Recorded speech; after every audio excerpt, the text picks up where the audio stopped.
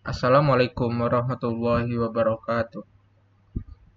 Saya Taufikur Rahman dengan NPM 22351000 akan mempresentasikan tentang Neural Machine Translation. Eh, saya akan menjelaskan terlebih dahulu definisi dan latar belakang dari Neural Machine Translation. Neural Machine Translation atau NMT adalah teknik penerjemahan berbasis deep learning yang menggunakan model Deep Neural Network untuk memahami dan menerjemahkan teks. Google memperkenalkan NMT pada tahun 2016 yang menjadi revolusi dalam penerjemahan mesin. Sebelumnya, metode Statistical Machine Translation atau SMT menggunakan bahasa perantara seperti menerjemahkan Rusia ke Inggris lalu Inggris ke Jerman, yang mana pada pemrosesannya terkadang adanya kehilangan makna dan konteks beberapa kata. NMT memungkinkan terjemahan langsung antara bahasa tanpa perantara, sehingga meningkatkan kecepatan dan akurasi terjemahan. Selanjutnya ada peran deep learning dalam NMT. Neural Machine Translation adalah implementasi dari deep learning yang melibatkan proses pelatihan menggunakan backpropagation dan gradient descent. Dengan pendekatan deep learning, model dapat memahami konteks dan makna kalimat dengan lebih baik, sehingga hasil terjemahan menjadi lebih akurat dan alami. Selanjutnya ada encoder. Encoder adalah bagian pertama atau langkah awal dalam pemrosesan NMT, yang bertugas untuk membaca teks dalam bahasa sumber, mengubah teks menjadi kode angka atau disebut vektor yang bisa dipahami oleh komputer. Lalu selanjutnya vektor ini berisi informasi, makna, dan konteks dari teks sumber. Analoginya ialah encoder seperti seseorang yang menerjemahkan kata-kata atau bahasa verbal menjadi bahasa non-verbal seperti isyarat. Nah, supaya bisa disampaikan ke orang lain. Contohnya kalimat sumber, saya lapar. Lalu setelah diencoder, maka menjadi kode angka seperti 0,32, 0,57, dan min 0,12. Selanjutnya ada decoder, merupakan bagian kedua atau tahapan lanjutan setelah encoder. Tugasnya ialah menerima hasil kode angka atau vektor dari encoder, lalu mengubah kode angka menjadi teks dalam bahasa target. Selanjutnya menghasilkan teks secara bertahap, satu kata demi satu kata, hingga kalimat lengkap terbentuk. Analoginya, decoder seperti seseorang yang memahami bahasa isyarat dan menerima bahasa isyarat dari encoder, lalu menerjemahkannya kembali ke dalam kata-kata. Contohnya kode angka 0,32, 0,57, min 0,12 setelah melakukan proses decoder, maka menghasilkan ayam hungry. Lalu selanjutnya ada model RNN, LSTM, dan GRU. Recurrent Neural Network atau RNN merupakan kegiatan proses teks secara urutan. Tapi RNN sering mengalami masalah saat teks terlalu panjang karena informasi awal bisa hilang, atau disebut masalah vanishing gradient. Contohnya, saat menerjemahkan kalimat panjang, RNN bisa lupa makna dari kata-kata pada bagian awal kalimat. Selanjutnya ada long short term memory atau LSTM. LSTM adalah versi yang lebih canggih dari RNN.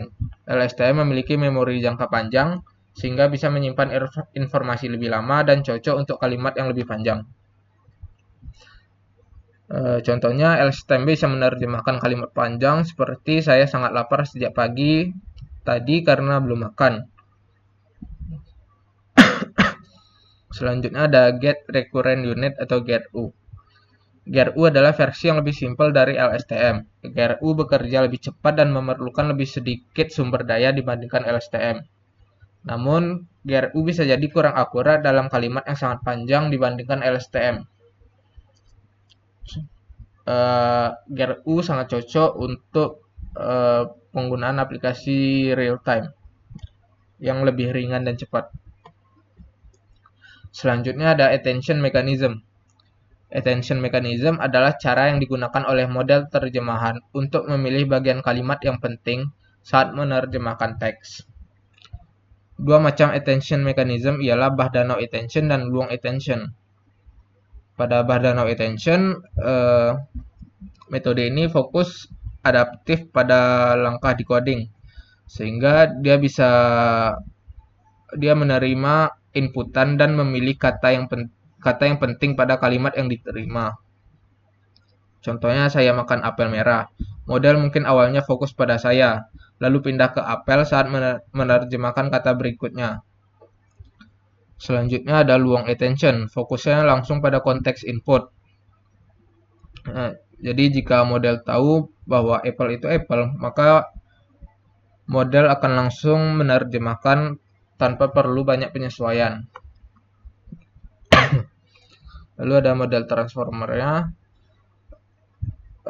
Model transformer menggantikan RNN dengan self-attention mechanism. Lalu ada multi-head attention yang memproses hubungan antar kata secara bersamaan. Lalu ada positional encoding yang menangkap informasi urutan kata dalam kalimat. Lalu ada algoritma decoding. Adapun beberapa algoritma yang bisa diterapkan dalam decoding diantaranya seperti greedy decoding, beam search, dan sampling.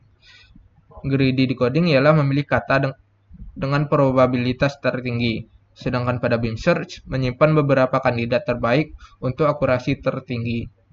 Sedangkan sampling itu memilih kata berdasarkan distribusi probabilitas. Selanjutnya ada peningkatan kualitas NMT. Nah, untuk mengukur peningkatannya, di sini saya membandingkannya dengan approach sebelum adanya NMT, yaitu Statistical Machine Translation.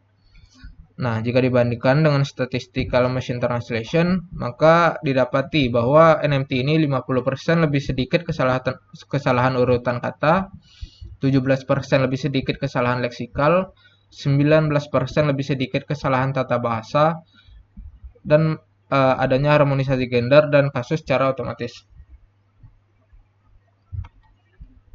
Lalu ada contoh penerapan NMT. Adapun contoh penerapannya ialah seperti pada Google Translate yang menggunakan transformer untuk terjemahan otomatis. Lalu ada juga DeepL, terjemahan berbasis konteks. Lalu ada Hugging Face yang model NMT siap pakai seperti Marian MT. Nah, kesimpulannya ialah NMT adalah implementasi deep learning untuk penerjemahan teks. Lalu encoder-decoder adalah proses pada NMT yang merupakan bagian attention mechanism untuk meningkatkan akurasi. Nah, jadi NMT ini memiliki akurasi yang lebih tinggi karena pemrosesannya menggunakan encoder dan decoder.